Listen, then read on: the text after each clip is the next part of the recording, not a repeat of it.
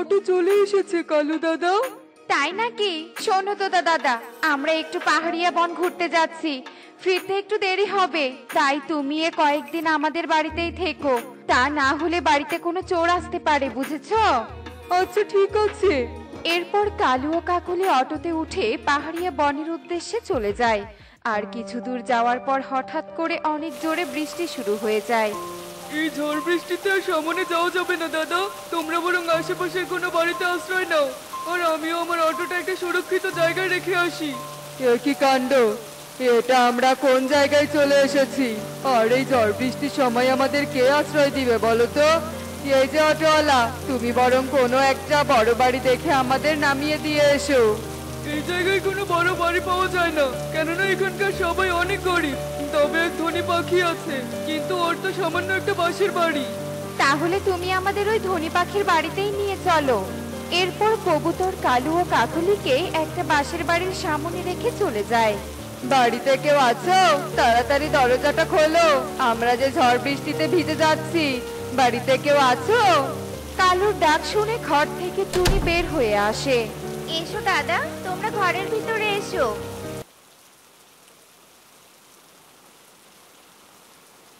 ঘরটা বাঁশের তৈরি হলেও ঘরের সব জিনিসপত্র সোনার তৈরি। সত্যি এই টুনি অনেক ধনী। তোমাদের কোনো ভয় নেই, তোমরা নিশ্চিন্তে আমার বাড়িতে বৃষ্টি না থামা পর্যন্ত থেকে যেতে পারো। এই নাও আঙ্কেল, এই ফলগুলো তোমরা দুজন মিলে খেয়ে নাও। ও মা গো, এত ফল! আমরা নিজেরাও তো একসাথে এত ফল কখনো খাইনি, আর এরা কিনা অপরিচিতদেরকে এতগুলো ফল খেতে দেয়। আজকের দিনটা যদি সারাদিন বৃষ্টি হতো, তাহলে আজকে ভালো ভালো খাবার খাওয়া যেত। আর এভাবে দেখতে দেখতে বেশ কিছু সময় কেটে যায়। টুনি রে, টুনি, তুই আমাকে যে 10,000 টাকা দিয়েছিলি, তা দিয়ে আমি আমার মেয়েকে সুস্থ করতে পেরেছি। তাই আমি তোর জন্য একটু পায়েস রান্না করে এনেছি রে। এই নে, পায়েসটুকু নে। তোমার মেয়ে এখন কেমন আছে সুখী দিদি? ও আগের থেকে অনেক ভালো আছে রে টুনি, তবে অনেকদিন ভালো মন্দ কিছু খেতে পারেনি তো, তাই ভালো কিছু খাওয়ার জন্য বায়না ধরে। কিন্তু কি আর করব বল, যা টাকা ইনকাম করি তা দিয়ে কোনো রকম সংসার চালাই। ওকে আবার ভালো খাবার কিভাবে খাওয়াই বলতো? কেন সুখী দিদি, তোমাকে না বলেছি এই বনের কারো কোনো কিছুর দরকার হলে আমার কাছে আসতে বলবে? তুমি একটু অপেক্ষা করো, আমি তোমাকে কিছু টাকা এনে দিচ্ছি। একি, আলমারিতে তো একটা কানা করিও নেই, এখন তাহলে কি করি? পেয়েছি। এই কথা বলে টনি ঘর থেকে সোনার কলসটা বাহিরে নিয়ে আসে। আমার ঘরে টাকা শেষ হয়ে গেছে সুখী দিদি, তাই তুমি এই সোনার কলসটা নিয়ে যাও। এটা বিক্রি করে তুমি পারুলকে ভালো মন্দ কিছু এনে দিও। এরপর সুখী খুশি হয়ে সোনার কলসটা নিয়ে বাড়িতে চলে যায়। মারে, আমার ঘরে চাল শেষ হয়ে গেছে। ঠিক আছে বুড়িমা, আমি আজকেই তোমাকে চাল কিনে দিয়ে আসবো, ও নিয়ে তুমি চিন্তা করো না। দেখলে কাকুলি, এই টুনি বনের সবাইকে কেমন দান করছে, কিন্তু এত টাকা এ কোথায় পাচ্ছে? আমার মন বলছে ও নিশ্চয়ই কোনো আলাদিনের দত্তের প্রদীপ পেয়েছে। ঠিক বলেছ কাকুলি, আজকের দিনটা যেভাবেই হোক টুনির বাড়িতে কাটিয়ে দিতে হবে, তাহলে জানা যাবে এই টুনি এত টাকা কোথায় পাচ্ছে। কিন্তু কিভাবে বলো তো? কি কালু, কি হয়েছে তোমার? কি হলো, কথা বলছো না কেন? ও বুঝেছি, নিশ্চয়ই কালু টুনির বাড়িতে থেকে যাওয়ার নাটক করছে। আমিও বরং অভিনয় করতে থাকি। আরে, কালু দাদা মনে হয় অজ্ঞান হয়ে গেছে, এক্ষুনি কালু দাদাকে ঘরে নিয়ে যেতে হবে। এরপর কাকুলি ও টুনি মিলে কালুকে ঘরে নিয়ে যায়। আর এভাবে দেখতে দেখতে রাত হয়ে যায়, তবুও কালু চোখ খোলে না। কাকুলি দিদি, আমাকে এখন এক দরকারি কাজে বাইরে যেতে হবে, আর ডাক্তার বাবু তো বলেছে আর কিছুক্ষণের মধ্যেই কালু দাদার জ্ঞান ফিরে আসবে। তাই তোমরা আজকের রাতটা আমার বাড়িতেই থেকে যাও। চল রে মা। এরপর টুনি ও টুকি বাহিরে চলে যায়। এক্ষুনি আমাদেরকে টুনির পেছন পেছন যেতে হবে কাকুলি, চলো। এরপর কালু ও কাকুলি টুনির পেছন পেছন চলে যায়। আর কিছুক্ষণ পর টুনি ও টুকি একটা বাঁশের ঘরে চলে যায়। আমি তোমাকে স্মরণ করছি নীলপরি, তোমাকে আমার ভীষণ প্রয়োজন। এরপর সেখানে পরি চলে আসে। বলো টুনি, তোমার কি চাই? তোমার কথা মতো আমি বনের সব গরিব অসহায়দেরকে সাহায্য করার কোনো ত্রুটি রাখিনি। তোমার জন্য আমি ওদের মতো গরিবদেরকে সাহায্য করতে পারি। আর আজ আমার ঘরে সব টাকা শেষ হয়ে গেছে, তাই আমার কিছু টাকা লাগবে পরি। সাথে সাথে পরি টুনিকে এক ডালে টাকা দেয়। আমি সব জানি টুনি, তুমি আমাকে দেয়া ওয়াদা পালন করেছো। এভাবে লোভ না করে সব সময় অন্যের উপকার করলে তুমি সেই উপকারের ফল খুব তাড়াতাড়ি পাবে। আর সাবধান, প্রয়োজন ছাড়া ওই নীলমণিতে হাত দিবে না, তাহলে তুমি চিরদিনের জন্য এই ঘরে বন্দী হয়ে যাবে। এ কথা বলে পড়ে অদৃশ্য হয়ে যায়, আর টুনিও টুকি নীলমণি রেখে সেখান থেকে চলে যায়। ওই নীলমণি দিয়ে আমরাও পরীকে স্মরণ করব, আর ইচ্ছে মতো টাকা নিব। সেই টাকা দিয়ে টুনির মতো আমরাও ঘরের সবকিছু সোনার তৈরি নিব। আর আজকে থেকে ওই নীলমণিটা শুধু আমাদের। এরপর কালু ও কাকুলি বাসের ঘরে চলে যায়। আর যেই না কালু নীলমণিতে স্পর্শ করে, ঠিক তখনই সে একটা মায়া খাঁচায় বন্দি হয়ে যায়। হে কি কালু, তুমি এভাবে বন্দি হয়ে গেলে কেন? ও, তার মানে নীলমণি তোমাকে পছন্দ করেনি। এবার আমি নীলমণি দিয়ে পরীকে স্মরণ করব, আর পরীর থেকে অনেক অনেক টাকা নেব।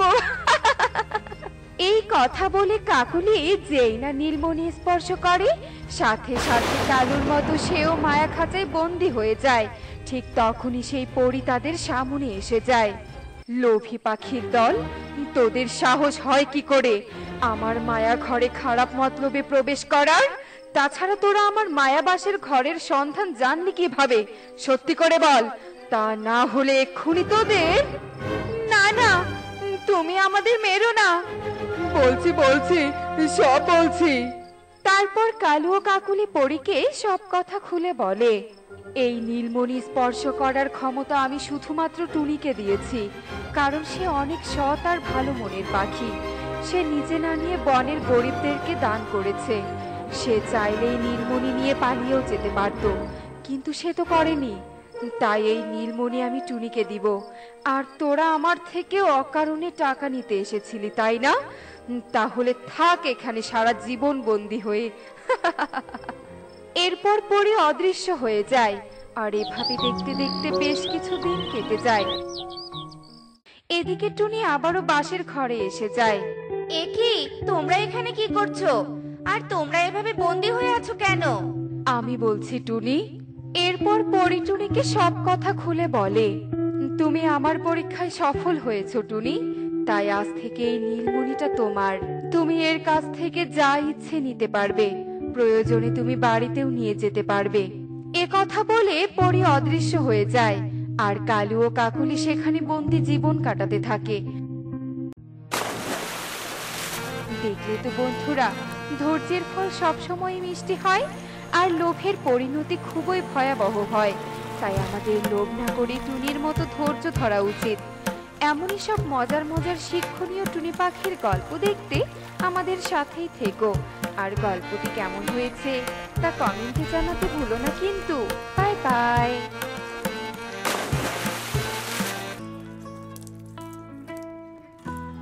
মা, আমাদের ফুলের বাগানে গাছে ফুল আসছে না কেন?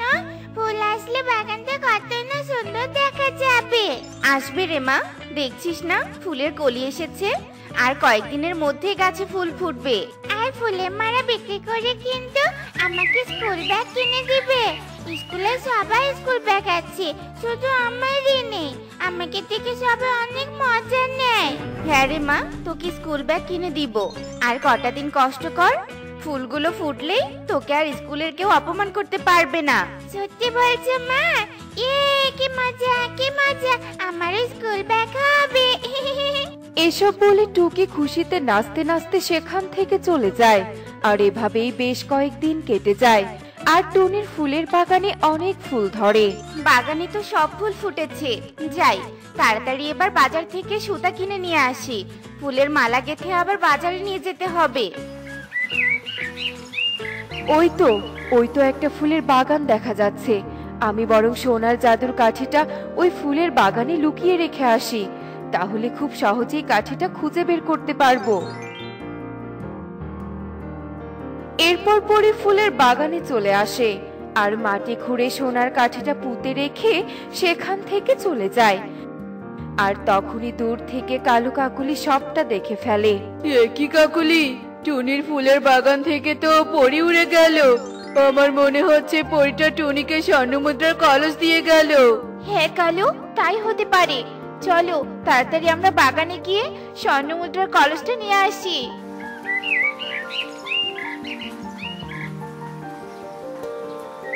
শোনো কালু, আগে কিন্তু বলে রাখছি, আমাকে সোনার হার বানানোর জন্য কিন্তু স্বর্ণমুদ্রা দিবে, তারপর বাকিটা বিক্রি করে দিবে। হ্যাঁ হ্যাঁ, তাই দিব। আগে স্বর্ণমুদ্রার কলসটা তো নিয়ে আসি। এরপর কালু কাকুলি পুরো বাগান ঘুরে স্বর্ণমুদ্রার কলস খুঁজতে থাকে, কিন্তু তারা কোথাও কোনো স্বর্ণমুদ্রার কলস খুঁজে পায় না। কাকুলি, স্বর্ণমুদ্রার কলস তো কোথাও পেলাম না। কাকুলি, তুমি বাড়ি থেকে তাড়াতাড়ি একটা কাঁচি নিয়ে এসো। ফুলের গাছগুলো কাটলে স্বর্ণমুদ্রার কলস বের হবে। কিন্তু কালু, টুনি জানতে পারলে তো আমাদের নামে বন প্রধানকে বিচার দিবে। আরে টুনি তো এখন বাড়িতে নেই। আমার মনে হয় টুনি পাশের বনে কাজ খুঁজতে গেছে। এই সুযোগে কাজটা সেরে ফেলতে হবে। এরপর কাকুলি তাড়াতাড়ি বাড়িতে চলে যায় আর একটা কাঁচি নিয়ে আবারও ফুলের বাগানে চলে আসে এবং কালো কাঁচি দিয়ে টুনির বাগানের সব ফুলের গাছ কেটে ফেলে। কালু, কোথাও তো স্বর্ণমুদ্রা নেই, শুধু শুধু টুনির ফুলের গাছগুলো কেটে ফেললে। টুনির ফুলের গাছের জন্য তোমার এত খারাপ লাগছে কেন? তোমাকে কি ফুল বিক্রি করে টাকা পয়সা দিবে নাকি? ফুলের গাছ কেটে ভালোই করেছি, নয়তো টুনি আমাদের থেকে বেশি ধনী হয়ে যেত। এখন সেটা আর পারবে না। এসব বলে কালু কাকুলি সেখান থেকে চলে যায় আর তখনই বাজার থেকে টুনি সুতো নিয়ে বাগানে চলে আসে। কি সর্বনাশ হয়েছে! বাগানের একটা ফুল গাছও যে ভালো দেখছি না। কে আমার এত বড় সর্বনাশ করলো? এখন আমি কি করে সংসার চালাবো? আর টুকিকেই বা ব্যাগ কি করে কিনে দিব? না, এভাবে কান্না করলে চলবে না। আমাকে জানতে হবে কে আমার বাগানের ফুল গাছ কেটে দিয়েছে।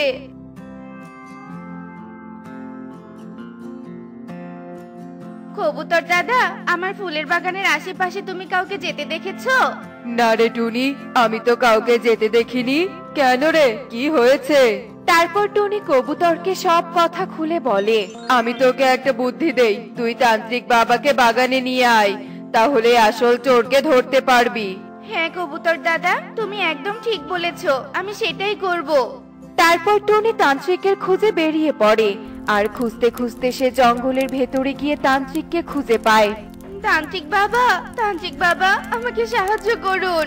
বল দেখি, কি হয়েছে তোর? আমার ফুলের বাগানের সব ফুল গাছ কে যেন কেটে ফেলেছে। আপনি শুধু বাগানে গিয়ে চোরকে ধরিয়ে দিবেন।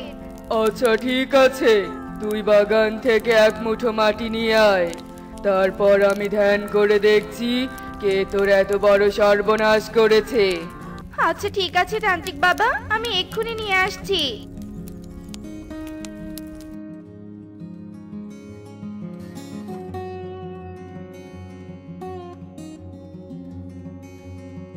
ইড়িং বিড়িং তিড়িং ছা, আমার চোখের সামনে সবকিছু ভেসে যা। বাবা, কিছু জানতে পারলেন? হ্যাঁ, জানতে পেরেছি। তোদের বনের কালু কাকুলি নামে দুই পাখি তোর এই ক্ষতি করেছে। যা, তাড়াতাড়ি ওদের নামে বন প্রধানের কাছে বিচার দে, তাহলে তুই ক্ষতিপূরণ পেতে পারিস। আচ্ছা ঠিক আছে তান্ত্রিক বাবা।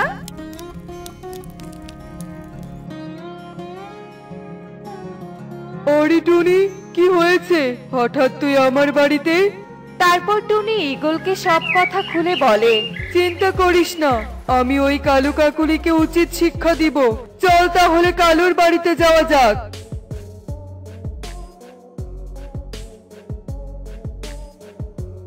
কালু কাকুলি, তোরা তাড়াতাড়ি বাইরে বেরিয়ে আয় তো। আরে বন প্রধান, আপনি হঠাৎ আমার বাড়িতে? অন্যের ক্ষতি করে বলছিস আমি কেন তোর বাড়িতে? তাড়াতাড়ি টুনিকে ক্ষতিপূরণ দিয়ে দে বলছি। আমি তো টুনির কোনো ক্ষতি করিনি প্রধান মশাই। তুই মিথ্যে বললেও তান্ত্রিক কখনো মিথ্যে বলে না। এখন কি ক্ষতিপূরণ দিবি নাকি মেয়েরে ক্ষতিপূরণ নিব? না না বন প্রধান, মারতে হবে না। আসলে লোভে পড়ে টুনির বাগানে স্বর্ণমুদ্রা খুঁজতে গিয়ে সব ফুলের গাছ কেটে ফেলেছি। মানে টুনির বাগানে আবার স্বর্ণমুদ্রা কি করে আসবে? তারপর কালু ঈগলকে সব কথা খুলে বলে। টুনি, এখন আমার কাছে টাকা নেই, বিকেলে ভুট্টা বিক্রি করে তোর ক্ষতিপূরণ দিয়ে দিব। অবশ্যই দিয়ে আসবি, নয়তো খবর খারাপ আছে। এসব বলে ঈগল সেখান থেকে চলে যায় আর টুনি বাড়ির দিকে আসতে থাকে। তখনই তার বাগানে এক পরীকে মাটি খুঁড়তে দেখতে পায়। কি ব্যাপার, আমার বাগানে ওই পরীটা এসে কি করে? দেখি তো কাছে গিয়ে। এই যে পরী, তুমি বাগানে কি করতে আসো প্রতিদিন? তোমার জন্য এক পাখি আমার বাগানে সব ফুল গাছ কেটে ফেলেছে। সব পরে বলছি, আগে বলো ফুলের গাছগুলো কেন কেটে ফেলেছে? তারপর টুনি পরীকে সব কথা খুলে বলে। আহারে, আমার জন্য ফুলের বাগানটাই শেষ হয়ে গেল। আসলে আমাদের রাজ্যের সবচেয়ে শক্তিশালী জাদুই কাঠি ডাইনি কেড়ে নিতে চেয়েছিল, তাই ডাইনির ভয়ে কাঠিটা তোমার ফুলের বাগানে লুকিয়ে রেখে গিয়েছিলাম। আজ ডাইনিকে পরাজিত করে এখন আবার কাঠিটা নিতে এসেছি, কিন্তু আমি এটা জানতাম না যে আমার জন্য তোমার এত বড় ক্ষতি হয়ে যাবে। যাই হোক পরী, আমার ক্ষতি হলেও তোমার তো উপকার হয়েছে, এতেই আমি খুব খুশি। তুমি তো অনেক ভালো পাখি, চিন্তা করো না। আমার জন্য যেহেতু তোমার ক্ষতি হয়েছে, তাই আমি তোমাকে ক্ষতিপূরণ দেব। এই নাও একটি রূপোর বাড়ি। এই বাড়ির ভেতরে অনেক স্বর্ণমুদ্রা আছে, যা দিয়ে তোমার সংসার অনেক ভালো চলে যাবে। পরী, তোমাকে অনেক ধন্যবাদ। এখন আমি আমার মেয়েকে স্কুল ব্যাগ কিনে দিতে পারবো। এরপর পরি সেখান থেকে চলে যায় আর টুনি কিছু স্বর্ণমুদ্রা নিয়ে বাজারে চলে যায়।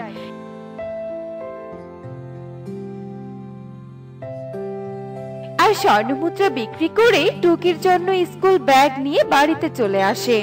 টুকিকে বাড়িতে ডেকে নিয়ে আসি, স্কুল ব্যাগ দেখলে ও ভীষণ খুশি হবে। আমি এসে গেছি মা, আমাকে রাখতে যেতে হবে না। ও মা, তুমি সত্যি সত্যি স্কুল ব্যাগ এনেছো?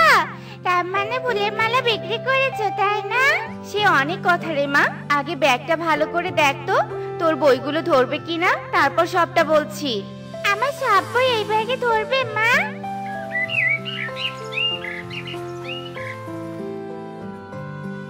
টুনি, এই নে তোর ক্ষতিপূরণ। আমার ক্ষতিপূরণ এখন লাগবে না কালু দাদা, তখন অভাব ছিল বলে ক্ষতিপূরণ চেয়েছিলাম।